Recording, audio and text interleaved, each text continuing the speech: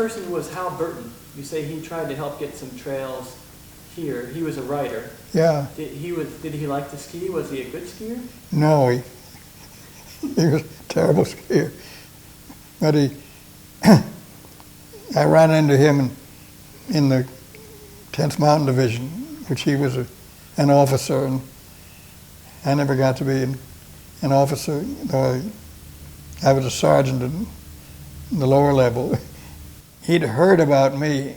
I don't ever remember meeting him, but he'd heard that I was a climber of some sort, and sent out a request for me from.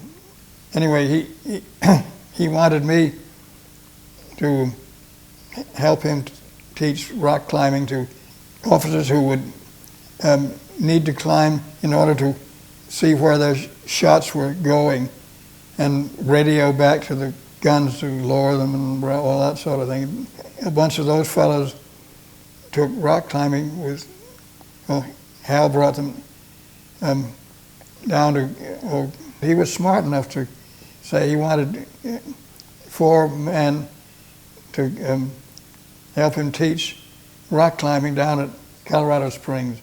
Anyway, I and these 3 other guys, there were some good cliffs around Colorado Springs that we could use.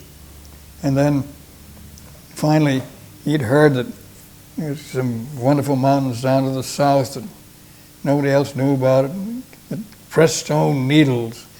So, and he got the Army to send us down there to teach rock climbing in a big way, and we did. It was quite an interesting place, and there was no fooling around. We didn't have the place prepared for us or anything like that for teaching artillery officers to climb.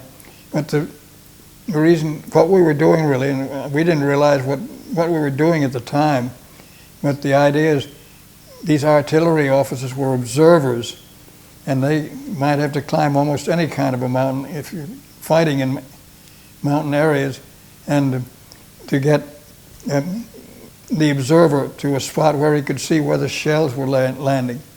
And he radioed back, say, lift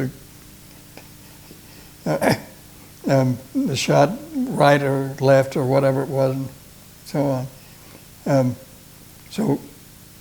But the main thing is we were supposed just to teach these fellows how to rock climb in Great Britain. His father had a business in England, and he'd grown up in England with the good climbers and skiers and so on in England that had developed there. He was sort of a coach, but actually he never came around in Williams in my time, actually, except to visit us once, I guess. He and some other guy, big shot, came in and saw us in operation one time and thought it was all right. What was the skiing like in Colorado when you were getting ready for World War II? Yeah. Did you guys ski out there at all, or was it just climbing at Camp Hale? Was it skiing or was it just climbing? Oh, well, there was skiing in the winter, as far as that goes. Actually, I didn't get much skiing in the winter out there myself because I had focused on teaching rock climbing, and I was sent to the east to some place in West Virginia. Seneca Rock? Seneca Rock, yeah. You have good memory. And we would get people from various regiments that were training nearby.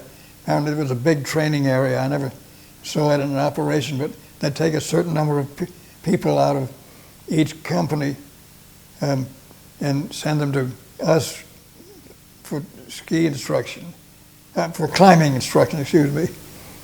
And so we would, we had various places where we'd the principles to begin with, and then after I forgot whether it was a week, 2 weeks, I guess, the course that we were teaching. I'd have 4 or 5 men, and we'd start climbing. I'd show them the principles and all that sort of thing, and we'd practice this and that, and end up with a really tough climb and so on. Fortunately, we never lost a man or anything like that in the process. So when you got back from the war, you climbed up the Trapdike with Ralph Stanley?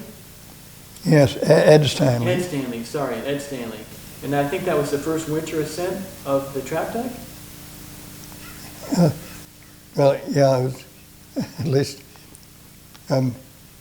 first recorded ascent. Never can tell whether somebody had tried it and all that sort of thing. There could have been. What kind of equipment did you have? I did have, by that time I had been climbing in the Canadian Rockies in the summer, and therefore I had crampons and ice axe and even pitons and so on.